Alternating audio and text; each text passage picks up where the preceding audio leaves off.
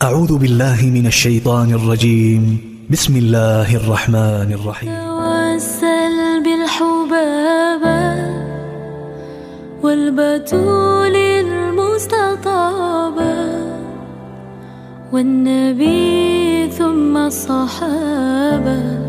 Tentang mereka yang sabar, alladzina idza asabathum musibah qalu inna lillahi wa inna ilaihi.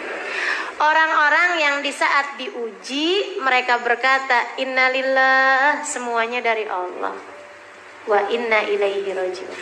Maka tips sabar yang pertama adalah fahamilah bahwasanya segala sesuatu milik Allah.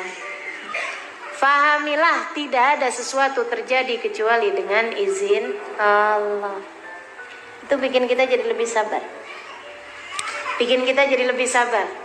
Teman-teman saya sekalian, bikin kita jadi lebih sabar. Di saat handphone nih, kalau kita bilang bahwa nih handphone, ya iya sih punya saya sih, tapi sejatinya punya siapa? Inna lillah. Inna lillah. Contoh yang paling kecil aja nih. Inna lillah, semuanya milik Allah. Berarti handphonemu punyanya siapa? Kalau hilang, wa inna ilaihi rajiun, diambil kembali sama pemiliknya. Kalau hilang diambil kembali sama pemiliknya. Jadi kalau beli handphone baru bilang, "Pon,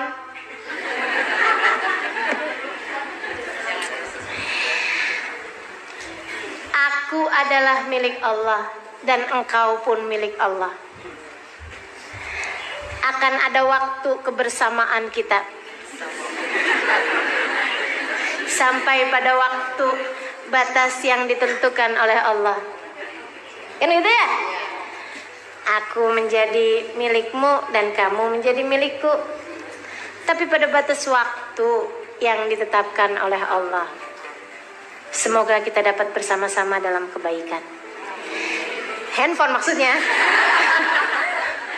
Sampai waktunya nanti, gitu kan? Pas waktu handphonenya hilang, ya sudah habis batas kebersamaan kita. Gitu. Goodbye. Ucapkan selamat tinggal bagi handphonemu. Kan begitu ya? Inna lillah, semuanya punyanya Allah kan? Wa inna ilaihi rajiun. Dari handphone sampai suami, teman-teman saudaraku sekalian. Dari handphone sampai suami. Suami mau punyamu? Bukan, dia adalah miliknya Allah. Emang sih kalau kecil mah gampang kita ngelepasnya. Begitu ya? Enggak juga usah aja, handphone juga berat. Iya sih. Tapi teman-teman sekalian, kalau kayak udah suami, anak, orang tua, kan rasanya ya Allah. Tapi ya itu tadi, inna lillahi wa inna ilaihi rajiun. Nah, terhadap hal-hal kecil ataupun hal-hal besar yang datang dalam kehidupan kita, fahami itu. Inna lillahi wa inna ilaihi rajiun. Sehingga bahkan ketika anakmu meninggal dunia, ya Allah, dia milikmu dan kembali padamu. Ummu Sulaim bisa melakukannya. Dah, saya nggak usah ulang lagi ceritanya. Ya, kan luar biasa tuh. Sampai suaminya datang, dia sendiri yang ngabarin. Cara ngabarinnya gitu, kalau ada tetangga minjemin sama kita barang, katanya gitu. Barangnya diambil lagi. Kita berhak marah apa enggak? Nggak boleh, kata Abu Tolha. Balikin, harus balikin, lega hati. Habis itu bilang, Abu Tolha, anak kita kan titipan Allah. Maksud kamu gimana? Anak kita udah meninggal dunia, dia sudah diambil kembali oleh pemiliknya. Ya Allah, Abu Tolha marah. Karena memang tingkat kesabaran orang kan beda-beda. Nah, ini tingkat kesabarannya Sulaim udah sampai di tingkatan seperti itu. Bisa melihat anak sebagai miliknya Allah. Teman-teman saudaraku sekalian saya muliakan, minta kesabaran pada Allah. Dan jangan mikir kayak begini nih. Katanya ustazah ya, kita tuh nggak boleh doa minta sabar karena pasti bakalan diuji. Ya. Teman-teman saudaraku sekalian, ujian tuh udah ada takarannya, tenang aja. Udah ada takarannya masing-masing. Justru kamu harus memiliki senjatanya, yaitu Sabar tadi itu. Kalau kita pahami segala sesuatu milik Allah, seapa-apanya nggak bakalan sampai depresi. Menurutmu yang depresi ketika ditinggal oleh anaknya sampai kemana-mana dia bawa guling? anakku pedang guling. Karena anaknya udah meninggal dunia, pikirannya nggak kuat nih buat nerimanya. Teman-teman sekalian yang nggak bisa menerima kenyataan kemudian jadi gila, menurutmu kenapa? Kalau bukan karena disebabkan tidak adanya kesabaran atau kurangnya kesabaran yang mereka punya. Jadi pilihannya mau an sabar, mau an gila. Mau an sabar, mau an gila. Sabar. Nah kalau kemudian kita mau sabar, fahamilah tidak ada yang kamu miliki sejatinya. Semuanya adalah miliknya Allah. Semuanya adalah miliknya Allah Subhanahu wa ta'ala. Maka ucapkan itu kepada suamimu, tapi saat dia lagi tidur aja. Gitu ya. Kalau dia lagi melek, bang, kamu adalah miliknya Allah, bang. Saat aku kehilanganmu, bang. Jangan gitulah. Jangan gitu ya. Oh, berarti kamu udah siap kehilangan saya. Baiklah. Anak-anakmu miliknya Allah Subhanahu wa ta'ala, teman-teman saudaraku sekalian. Apapun, rumahmu miliknya Allah, hartamu miliknya Allah. Enggak ada yang milikmu sejatinya, enggak ada. Harta yang sungguh-sungguh menjadi milikmu adalah yang kau makan menjadi kotoran, yang kau pakai menjadi usang, dan yang kau sedekahkan di jalan Allah. Itu yang tersisa pahalanya kelak di hari akhirat. Itu yang benar-benar milik kita sejatinya. Maka perbanyak yang menjadi milikmu. Maksudnya bukan perbanyak beli baju ya, perbanyak makan, bukan. Maksud saya perbanyak yang akan sungguh-sungguh sejatinya menjadi milikmu kelak di hari akhirat. Itu perbanyaklah bersedekah. Saudaraku sekalian yang saya muliakan, sebab yang dimakan akan ada hisabnya, yang dipakai akan ada hisabnya. Satu-satunya yang menjadi milik kita sesungguhnya di hari akhirat adalah yang kita sedekahkan di jalan Allah. Saudaraku sekalian, pahami segala sesuatu miliknya Allah. Itu akan lebih memudahkanmu untuk bisa sabar. Untuk lebih memudahkan untuk bisa sabar. Apapun kejadian-kejadian ini gak akan terjadi kecuali dengan izin Allah. Iya apa enggak? Iya apa enggak? Teman-teman saudaraku sekalian, nih anakmu lagi jalan, kemudian ini agak berat banget nih ya. Ada seorang teman cerita sama saya, sampai sempat agak-agak goyah, dan saya memaklumi dalam artian kita sebagai seorang hamba. Kenal saya orangnya. Saudaraku sekalian, dia lagi jalan, dia punya anak umur 3 tahun. 3 tahunan. Dia keluar rumah, lupa kunci pintu. Dia nggak tahu kalau anaknya ngikutin dia. Nyebrang jalanan, rumahnya pas di pinggir jalanan besar, jalanan Pantura tuh. Dia lagi lewat kayak begitu, anaknya ngikutin. Dia sih waktu lewat kan nyebrang kanan kiri, liatin kanan kiri. Ada masih jauh kayaknya gitu kan. Dia keburu tuh nyebrang. Dia nyebrang, pas kemudian dia mendengar suara teriakan, dia menoleh, anaknya tertabrak kontainer di belakangnya persis. Teman-teman saudaraku sekalian yang saya muliakan, hentakan-hentakan dalam kehidupan yang seperti itu. Seorang sahabat saya yang lain, sahabat dekat saya sama dia, luar biasa kedekatan saya sama dia. Dia cerita tentang ujian dalam kehidupannya. Anaknya meninggal dunia karena kena air panas. Teman-teman saudaraku sekalian yang saya muliakan, di usia sekitar 4-5 tahunan. Tahun berikutnya, tepat setahun berikutnya, anaknya yang lain kena air panas juga di rumah tetangga. Meninggal dunia juga, dikuburin di tempat yang bersebelahan, masuk rumah sakitnya bisa di kamar yang sama, di rumah sakit yang sama, dengan dokter yang sama, di tahun yang sama, di bulan yang sama, di tanggal yang sama. Ujian dalam kehidupan, teman-teman saudariku sekalian. Perlu iman, perlu pemahaman makna inna lillahi wa inna ilaihi rajiun. Kalau tidak kamu gila, kalau tidak kamu depresi. Saudariku sekalian yang saya muliakan, siapa yang tahan terhadap ujian-ujian yang semacam itu? Kecuali orang-orang yang beriman. Kecuali orang-orang yang beriman. Sekali lagi, kecuali orang-orang yang beriman. Kecuali orang-orang yang sabar, yang faham makna inna lillahi wa inna ilaihi rajiun. Sampai di tahun-tahun begitu habis dapat ujian seperti itu, tiap tahun, setiap datang bulannya, dia pasti akan telepon saya, ustazah, datang tanggalnya, ustazah, siapa lagi yang mau meninggal, sampai begitu. Saya bilang nggak ada yang akan diambil, udah cukup, nggak akan ada yang diambil. Kamu kembaliin kepada Allah, banyakin sedekah, banyakin doa sama Allah, nggak akan ada yang diambil.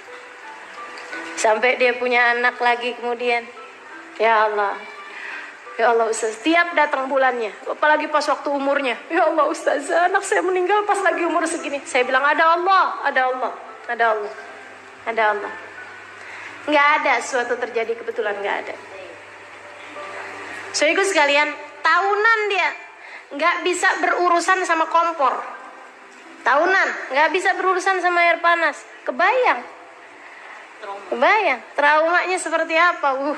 Subhanallah. Saudaraku sekalian yang saya muliakan, emang dikirain orang kena air panas nggak melepuh-lepuh gitu badannya? Dan kebayang kayak apa rasanya kau melihat anakmu di usia 4 tahun lagi lucu-lucunya melepuh-lepuh badannya? Subhanallah. Ujian dalam kehidupan, saudariku sekalian yang saya muliakan, diperlukan kesabaran. Mau dinaikin derajat, mau kita lewati untuk membuatmu naik kelas.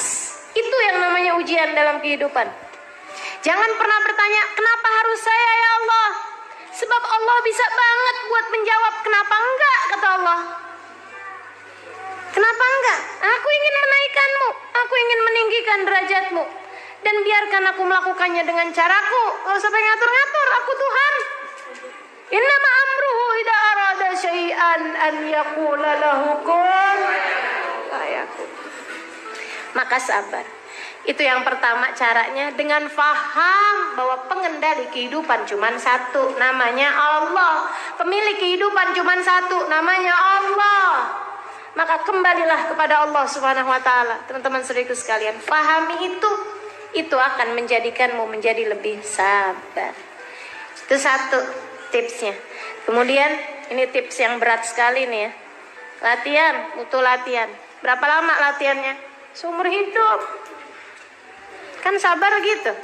Sabar tuh sekolahannya, nggak ada sekolahannya, sekolahnya kehidupan. Batas waktunya sampai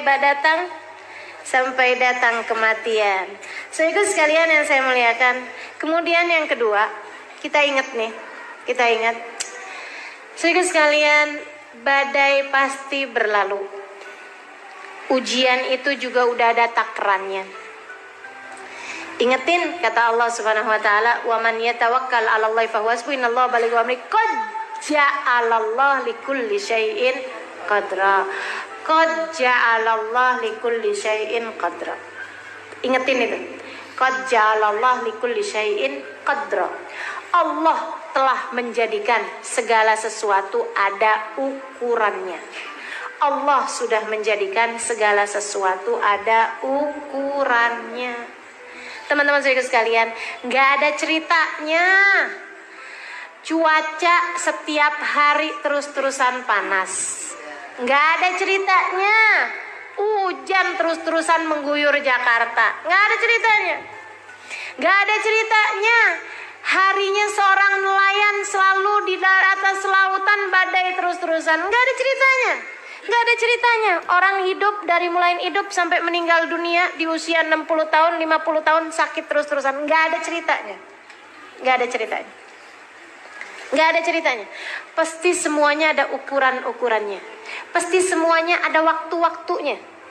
Ada waktu-waktunya. Hari ini hujan atau saat ini hujan, misalnya gitu ya. Pasti nanti akan ada waktunya reda.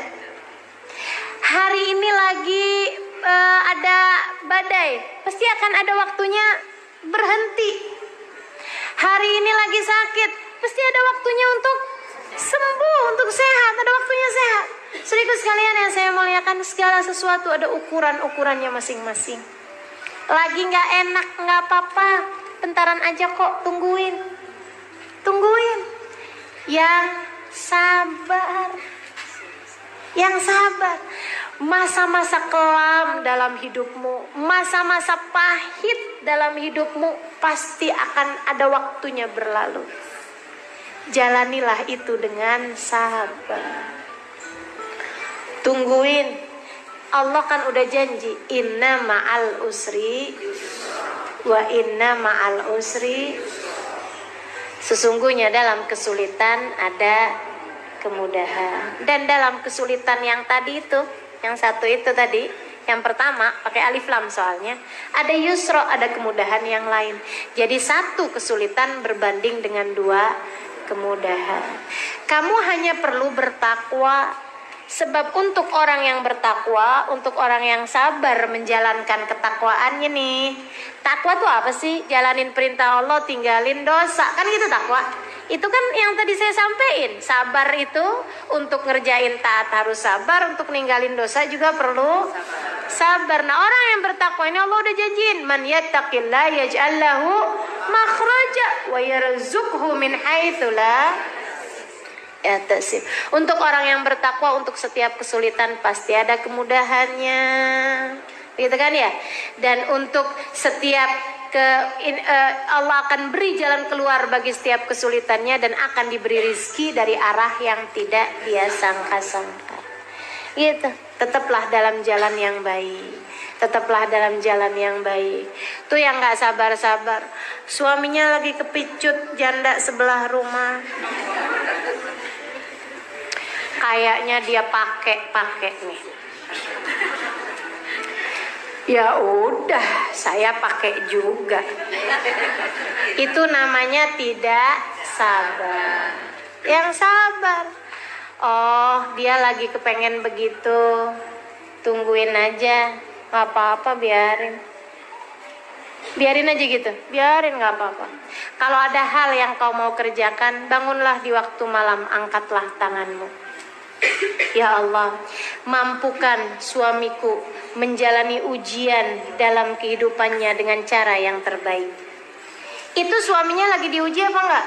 Lagi diuji, teman-teman saudaraku sekalian. Kuatin hatinya, angkat tanganmu, minta kepada Allah agar suamimu mampu melewati ujian dalam kehidupannya dengan cara yang paling indah. Begitu ya. Jadi jangan salah-salah buat keputusan. Ya Allah, sakit hati saya, balas ya Allah. Itu gak sabar namanya. Itu gak sabar. Menurutmu yang sedang diuji kamu doang dengan punya suami yang mohon maaf berselingkuh itu. Suamimu lagi diuji juga dengan rasanya gitu ya. Begitu pesonanya luar biasa. Kayaknya cakep banget gitu kan si cewek itu. Memang ya sakit, teman-teman saudara sekalian. Ya ujian kan memang sakit semuanya. Ujian itu adalah cara bagi pandai besi untuk merubah besi menjadi pedang. Tukang besinya Allah Subhanahu wa taala, pandai besinya Allah Subhanahu wa taala. Besi-besinya kita nih lagi mau dirubah jadi pedang. Gimana caranya? Dipukul. Duh. Kemudian digosok. Habis itu dibakar. Habis itu dipukul lagi. Habis itu digosok lagi. Dibakar lagi. Dipukul lagi. Itu kira-kira ada yang enak apa enggak? Dipukul enak enggak? Digosok enak enggak? Dibakar enak apa enggak? Enggak ada yang enak, teman-teman saudaraku sekalian. Tapi yang sabar itu adalah cara menjadikanmu pedang berkilau. Ya gitu. Akan ada terus dalam kehidupan gitu ya. Habis lewat yang ini, ya udah alhamdulillah. Kita jalanin lagi ntar yang ke depan, terus aja. Terus aja. Innallaha idza habba 'abdan ibtala. Jadi terus nih ustazah ujiannya nih ustazah. Yang terus-terusan gitu juga enggak ya. Teman-teman saudara sekalian, hari engkau diuji dengan hari engkau tidak diuji, banyakkan hari yang kau enggak diuji. Kalau bicara tentang kesulitan, coba tuh antara hari kamu kesulitan sama hari kamu mudah dijalanin dengan baik, antara hari buruk sama hari menyenangkan gitu ya, banyakkan mana? Banyak kan hari menyenangkan seperti hari ini. Alhamdulillah. Yang terakhir, gitu ya. Jadi yang pertama, Allah semua kok yang uji, udah tenang aja, gitu ya. Semua punyanya Allah semua yang kasih ujian, Allah pengendali segala sesuatu. Yang kedua udah ada takarannya, teman-teman sekalian. La yukallifullahu nafsan, Allah nggak bakalan ngasih kepadamu ujian di luar batas kemampuanmu, nggak ada. Udah ditakar semuanya, waktunya udah ditakar, kadar sakitnya, kadar pahitnya, semuanya udah ditakar sama Allah Subhanahu Wa Taala. Yang ketiga, berarti masih ada 2 lagi. Yang ketiga, kalau kepengen bisa sabar, ingetin bahwa ketika engkau diuji itu adalah bukan karena Allah nggak suka kepadamu, bukan, justru karena Allah cinta padamu. Lihat ujian, lihat hal yang tidak menyenangkan sebagai tanda cintanya Allah. Sebagai tanda cintanya Allah. Kan lagi dicinta enak aja. Lagi dicinta mah kan enak aja. Teman-teman saudaraku sekalian, tuh kita kalau, mohon maaf ya, pengantin baru tuh kadang-kadang suka main cubit-cubitan. Sakit apa enggak cubit-cubitannya? Sebenarnya sih sakit, tapi jadi nggak berasa sakitnya karena kita tahu bahwa dia melakukannya bukan karena benci, tapi karena sayang, tapi karena cinta. Teman-teman sekalian, kita melihat pasangan kita cemberut, gitu ya, gitu aja kita nggak sakit hati kok. Kenapa? Karena kita tahu dia cemberutnya juga karena cinta. Bukan begitu? Maka saudaraku sekalian, fahamilah bahwa di saat engkau sedang diuji bukan karena Allah tidak cinta padamu, justru sebaliknya, itu adalah tanda cinta Allah Subhanahu Wa Taala padamu. Maka bersiaplah bersabar. Gak apa-apa kalau lagi dikasih sakit, makasih ya Allah, tanda cintamu kan, aku akan menjalaninya dengan penuh kesabaran. Gitu. Kalau lagi dikasih matanya sakit atau apanya anggota tubuhnya ya sakit, alhamdulillah, makasih ya Allah, apapun yang kau tetapkan. Itulah makna kenapa Nabi setiap kali dapat ujian, Nabi Muhammad bilang alhamdulillah ala kulli hal. Cakep bener dah Nabi kita nih. Tiap kali diuji, Nabi ngomongnya apa? Alhamdulillah ala kulli hal. Makasih ya Allah atas setiap keadaan apapun yang kau bebankan kepada. Makasih atas keadaan apapun. Karena Nabi faham bahwasanya di saat dikasih hal yang tidak menyenangkan, itu adalah Allah sedang menundukkan tanda-tanda cintanya. Itu adalah surat-surat cinta yang Allah SWT sampaikan dalam kehidupan kita. Pahami itu. Teman-teman sekalian, hal terakhir, nah ini benar-benar terakhirnya. Yang pertama, pahami pengendalinya cuma satu adalah Allah. Yang kedua, udah ada takarannya masing-masing. Kemudian yang ketiga, tanda cinta dari Allah Subhanahu Wa Taala. Dan yang keempat, saudariku sekalian yang saya muliakan, fasbir li hukmi rabbika fa innaka bi a'yunina. Kata Allah kayak begitu. Fasbir li hukmi rabbik. Wahai Muhammad, sabarlah engkau menjalankan setiap keputusan Allah, menjalankan setiap ketetapan Allah. Fa innaka bi a'yunina, sesungguhnya engkau berada dalam pandangan kami. Saudaraku sekalian, kalau kepengen sabar, fahamilah kamu sedang dilihat sama Allah. Emang ngaruh? Ngaruh banget. Saudaraku sekalian yang saya muliakan, kita tuh antara lagi diliatin sama orang, gak usah sama Allah ya, lagi diliatin sama orang sama lagi gak ada yang ngeliatin, mana yang lebih bisa bikin kita sabar? Pas lagi diliatin sama orang. Ini contoh terdekat ya, saya dengar ini dari seorang ustazah di kemarinan di Malaysia, Ustazah Nafisa Musa. Teman-teman sekalian, ada ibu-ibu nih ceritanya, udah janji waktu sebelum masuk ke mall, sebelum masuk ke supermarket, udah anaknya udah janji nih, kamu nggak mau beli apa-apa kan? Enggak, saya nggak mau beli apa-apa, saya cuma mau jalan-jalan doang sama mama. Iya baik, seneng nih kita nih, bawalah kita masuk ke supermarket. Ya Allah, sampai di supermarket ngelihat ini kepengen, ngelihat itu nangis, ngelihat itu mau dibeliin. Rasanya janji kamu tuh mana gitu kan?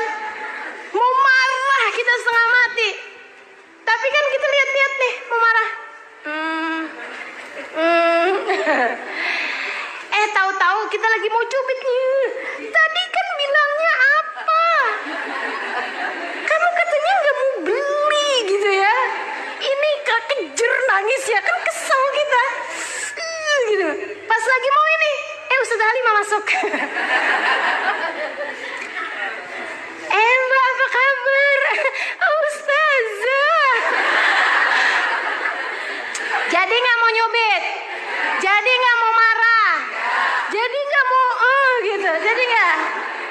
ya, begitu ngeliat saya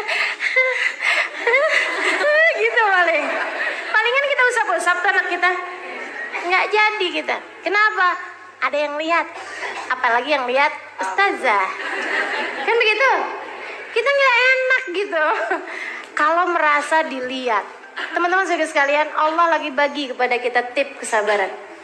Kamu kalau udah nggak tahan-tahan, kamu mesti sadar aja katanya Allah. Fa innaka bi'ayunina, kamu sedang berada dalam pengawasan kami. Lagi dilihatin, aku lagi lihat kata Allah.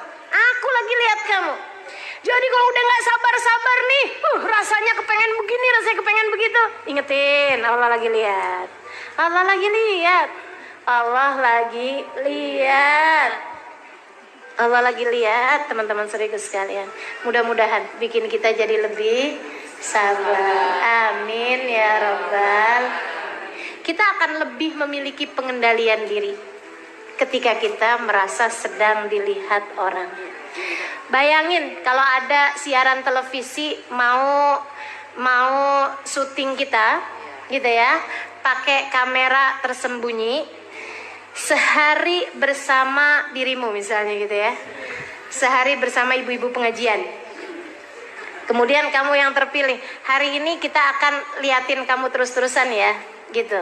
Pokoknya dari kamu keluar rumah, kamu dalam rumah, kamu melakukan kegiatan-kegiatan, semuanya berada dalam pengawasan kami. Tuh hari kira-kiranya kayak gimana kita? Pasti tuh mau ngomong teratur. Kita hari itu pasti menjadi hari yang kita paling mengendalikan diri. Mau ngomong apa aja kita pikirin dulu, mau ngerjain apa aja kita pikirin dulu. Kita jadi hari yang paling sabar hari itu. Pengendalian diri dari emosi gitu ya, dari apa tadi yang saya bilang, dari protesnya hati tuh dulu. Jangan nih, ntar tampilannya nggak bagus, ditonton orang seluruh dunia. Ya Allah, serem bener kan gitu ya. Nah itu teman-teman saudaraku sekalian yang saya muliakan. Yuk, ini Allah udah bagi kepada kita triknya. Kalau kamu kepengen sabar, selalulah merasa bahwa engkau sedang berada dalam pengawasan kami, selalu berada dalam pandangan kami, insya Allah. Itu teman-teman saudaraku sekalian, kajian kita pada hari ini mengenai kesabaran. Udah kita pelajarin sabarnya dalam 3 hal: sabar mengerjakan ketaatan, sabar meninggalkan dosa kemaksiatan, 3 sabar ketika diuji. Kemudian Allah SWT menjanjikan begitu banyak hal bagi orang-orang yang bersabar, dan tips-tips untuk bisa merasakan kesabaran. Yang pertama, faham bahwasanya pengendali kehidupan kita adalah Allah, pemilik segala sesuatu adalah Allah SWT. Kemudian yang kedua, faham bahwasanya ujian itu ada batasnya masing-masing, ada kadarnya, ada ukurannya. Nggak mungkin sepanjang hidup kamu susah terus-terusan, nggak mungkin. Semuanya udah diukur. La yukallifullahu nafsan illa wus'aha, qad ja'alallahu likulli syai'in qadra. Kemudian yang ketiganya, di saat diuji itu adalah merupakan tanda cinta Allah Subhanahu wa taala. Dan saudariku sekalian, milikilah kesabaran. Yang terakhirnya, dengan cara selalulah merasa berada dalam pengawasan Allah, dalam pandangan Allah Subhanahu wa taala. Amin ya rabbal alamin. Rabbana zalamna anfusana wa illam taghfir lana wa tarhamna lanakunanna minal khasirin. Rabbana atina fid dunya hasanah fil akhirati hasanah wa qina adzabannar. Da'wa fiha subhanakallahumma wa tahiyyatun fiha salam. Akhiru da'wana anil hamdulillahi rabbil alamin. بالحبابة والبتول المستطابة والنبي ثم الصحابة فعسى دعوة مجابة نتوسل بالحبابة والبتول المستطابة والنبي ثم الصحابة